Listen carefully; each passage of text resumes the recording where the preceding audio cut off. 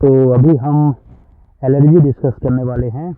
Allergy की हम बात कर लेते हैं। आपने देखा होगा बहुत से लोग को कहते हुए कि मुझे इस चीज़ से एलर्जी है, उस चीज़ से एलर्जी है। तो एलर्जी एक्चुअली में होता क्या है उसको मैं यहाँ पर डिस्कस करने वाले हैं। तो यहाँ पर हम एक बार क्या देखते हैं, एलर्जी देख लेते हैं यहाँ पर। अब एलर्जी जो होता है इसको हम हाइपर सेंसिटिविटी भी बोलते हैं। क्यों बोलते हैं अभी बताता हूँ मैं। इसको हम हाइपर सेंसिटिविटी भी बोलते हैं, है ना। हाँ, हाइपर सेंसिटिविटी क्यों बोलते हैं बताता हूँ। एलर्जी को अगर डिफाइन करें हम तो एनसीईआरटी क्या बोलती है, एनसीईआरटी में लिखा हुआ है कि exaggerated reaction by immune system. ठीक है, एनसीईआरटी क्या बोलती है, exaggerated reaction by immune system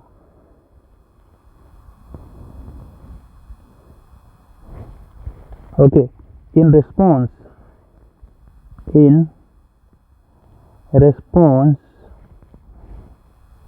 to foreign particle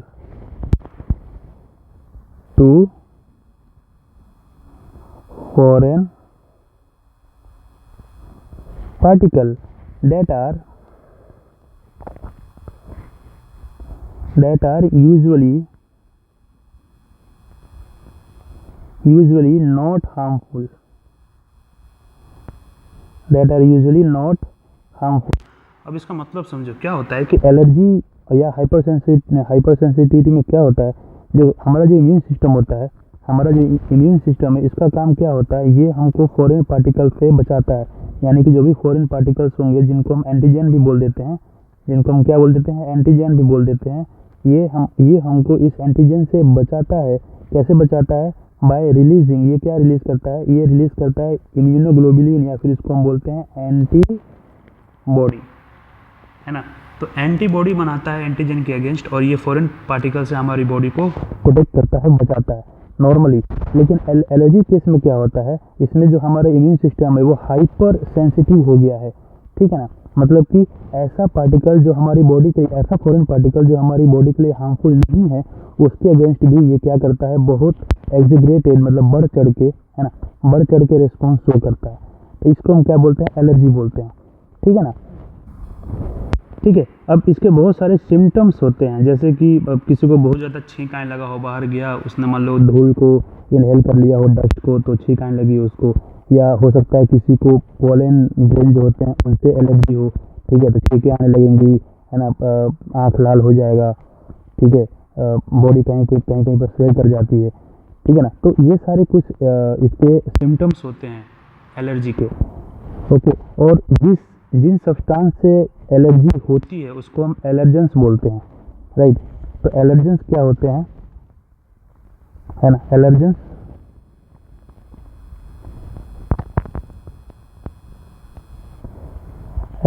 हम ऐसे सब्सटेंस को बोलते हैं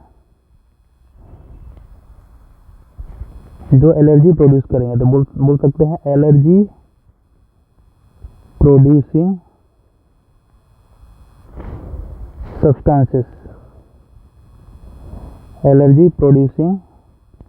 सब्सटेंसेस, अब इसको हम कुछ एग्जांपल्स यहाँ देख लेंगे। इसके कुछ एग्जांपल यहाँ देख लो। एग्जांपल कौन कौन से हो सकते हैं, पोलन हो सकता है एग्जांपल इसका, पोलन से एलर्जी हो सकती है किसी को, या डस्ट हो सकता है एग्जांपल, डस्ट, राइट, या एनिमल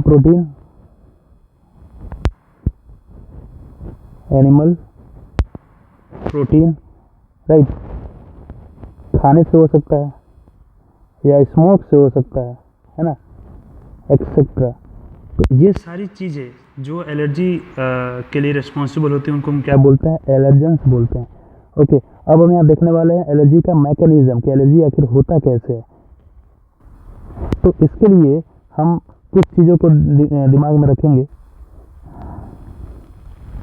कौन कौन से, तो यहाँ पर हम कुछ पॉइंट्स दिमाग में रखेंगे। एक हो गया हमारे पास मास्ट सेल हो गया। फिर हम दिमाग में रखेंगे एंटीबॉडी IgG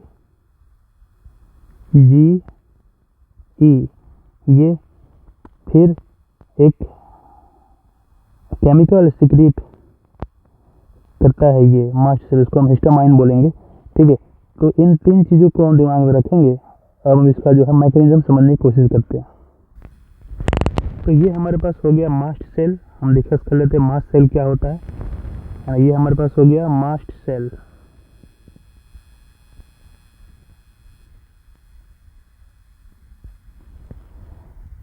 यहाँ हम एक डायग्राम बनाएंगे मास्ट सेल का।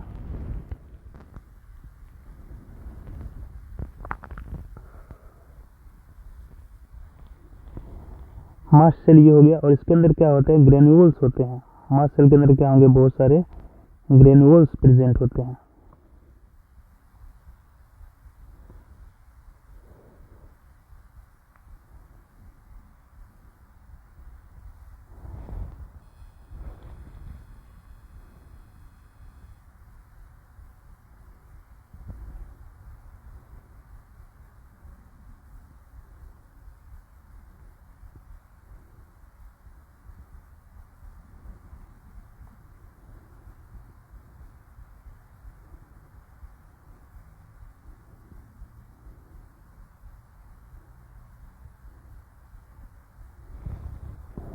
इसमें बहुत सारे ग्रेन्यूल्स प्रेजेंट होते हैं मास्ट सेल में।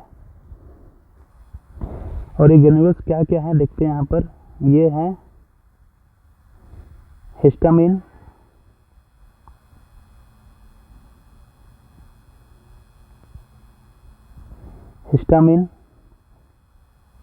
हेपेरिन और सेरोटोनिन।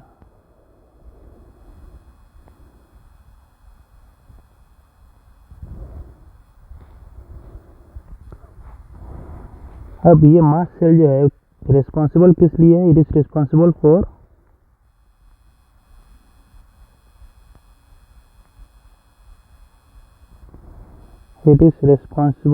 इन्फ्लेमेशन।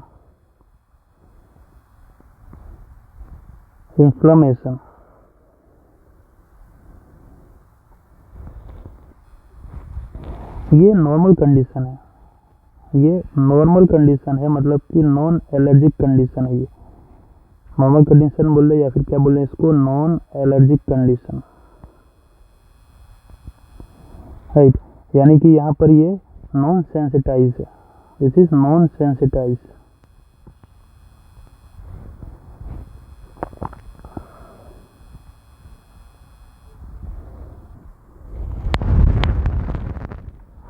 नॉर्मली क्या होता है कि मान लीजिए कि कोई डस्ट है,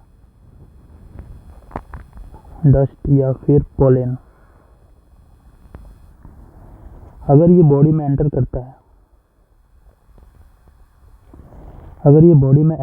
है, तो नॉर्मली क्या होता है, बॉडी में एंटर करते ही ये जो है, अब जो चूंकि फॉरेन पार्टिकल है तो हमारा जो इम्यून सिस्टम इसके अगेंस्ट काम करेगा। यानी कि जो बी लिम्फोसाइट है,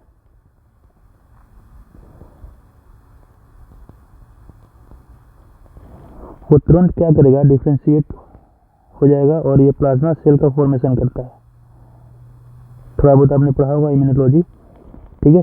प्लाज्मा सेल का फॉर्मेशन करेगा और प्लाज्मा सेल क्या करते हैं, एंटीबॉडी बनाते हैं। तो इस केस में कौन सा एंटीबॉडी बनता है, इस केस में एंटीबॉडी बनता है IgE, ठीक है। यहाँ पर बहुत सारे IgE का फॉर्मेशन हो जाता है, IgE एंटीबॉडी का फॉर्मेशन हो जाएगा, ठीक है। तो अभी तक तो कोई दिक्कत नहीं है, लेकिन अब क्या होता है कि हमारे पास एक जीन होता है, जो आपको मदर के साइड से मिला होता है, ठीक है। हमारे पास एक जीन होता है और ये जीन क्या करता है, एक प्रोटीन बनाता है। ये जीन क्या करेगा, एक प्रोटीन बनाता है, और वो प्रोटीन का नाम क्या है, उस प्रोटीन का नाम है IgE binding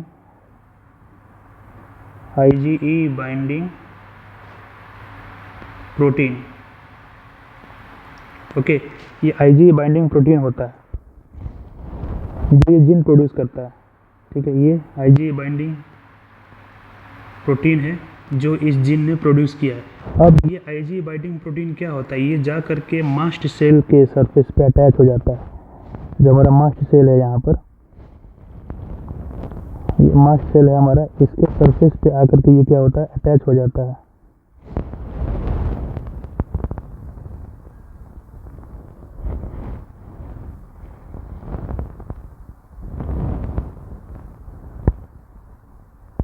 okay, mast cell के सरफेस पे आके ये ऐसे अटैच हो जाएगा।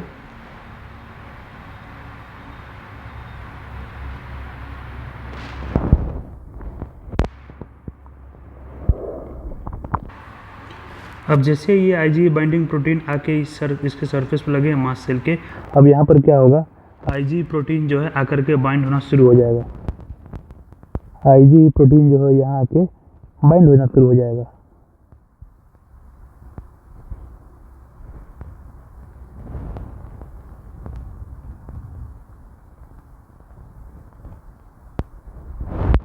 है ना।